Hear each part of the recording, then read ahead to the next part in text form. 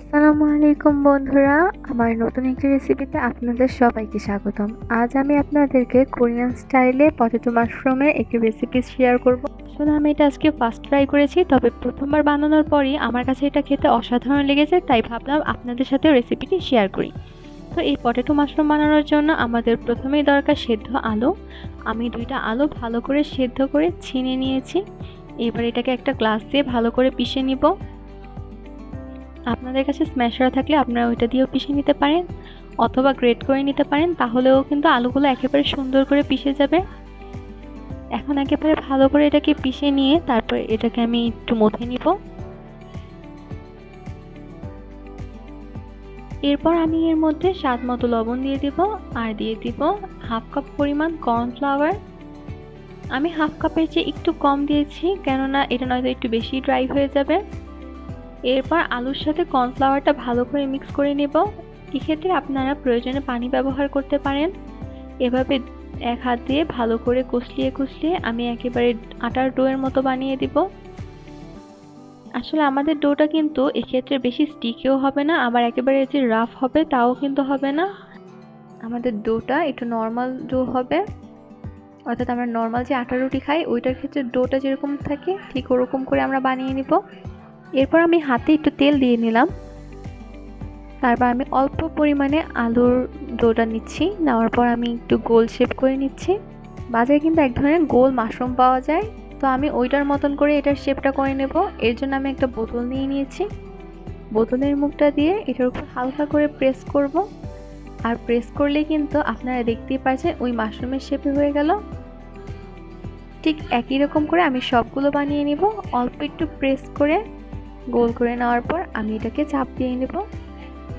আপনারা বড় ছোট বা যে কোনো সাইজে এরকম করে বানিয়ে নিতে পারেন। আজকের বিকালে স্ন্যাক্সটা যে শুধু সুস্বাদু হবে তাই না, এটা কিন্তু আপনার পেটও ভরিয়ে দেবে, কেননা আলুর মধ্যে প্রচুর পরিমাণে কার্বোহাইড্রেট থাকে, যেটা আমাদের শরীরের শক্তি যোগায় আর খিদা মিটিয়ে দেয়। এখন আমি একটা কড়াইয়ের মধ্যে পানি দিয়ে দিচ্ছি। পানিটা যখন ফুটতে থাকবে তখন এর মধ্যে আমি অল্প পরিমাণে তেল দিয়ে দিব। আমি অল্প একটু তেল দিয়ে দিলাম আর এর মধ্যে দিয়ে দিব অল্প লবণ। আমি 1 চিমটি পরিমাণ লবণ আর তেল দিয়ে দিচ্ছি। এরপর এর মধ্যে দিয়ে দিব তৈরি করে রাখা পটেটো মাশরুমগুলো। চুলার জাল কিন্তু এই সময় মিডিয়ামে থাকবে। এই পর্যায়ে এই পটেটো মাশরুমটাকে আমি বয়েল করে নেব পানির মধ্যে 20 থেকে 30 সেকেন্ড পর্যন্ত। 20-30 সেকেন্ড পর দেখতেই পাচ্ছেন এটা কিন্তু ফুলে যাবে। এরপর আমি এর মধ্যে দিয়ে দেব বরফ পানি, অর্থাৎ একেবারে ঠান্ডা পানিতে আমি এটাকে ডুবিয়ে নিব। এতে করে কি হবে, আলুর মধ্যে একটা ফ্রেশনেস চলে আসবে আর এটা কিন্তু একেবারে গলেও যাবে না। এখন আমি একটা সস বানিয়ে নিচ্ছি। এর জন্য আমি নিয়ে নিলাম রসুন কুচি আর শুকনো মরিচ কুচি, আর দিয়ে দেব স্বাদ মতো কাঁচামরিচ কুচি আর 1 টেবিল চামচ পরিমাণ ধনিয়া পাতা কুচি। এখন আমি এর মধ্যে দিয়ে দেব 1 টেবিল চামচ পরিমাণ ভিনেগার। আপনারা চাইলে ভিনেগারের পরিমাণটা একটু কমিয়ে দিতে পারেন, কেননা ভিনেগারের টেস্টটা অনেক স্ট্রং হয়। দিয়ে দেব 1 টেবিল চামচ পরিমাণ সয়া সস। আমি এটাকে পুরোপুরি কোরিয়ান স্টাইলে তৈরি করার চেষ্টা করছি, তো আমি আসলে ঠিক জানতাম না যে এটা টেস্টটা ঠিক কেমন হবে, তাই অনেক কনফিউজ ছিলাম। দিয়ে দিচ্ছি 1 টেবিল চামচ পরিমাণ টমেটো কেচাপ আর দিয়ে দিব রান্নার তেল। এর মধ্যে আমি 2 টেবিল চামচ পরিমাণ তেল নিয়েছি।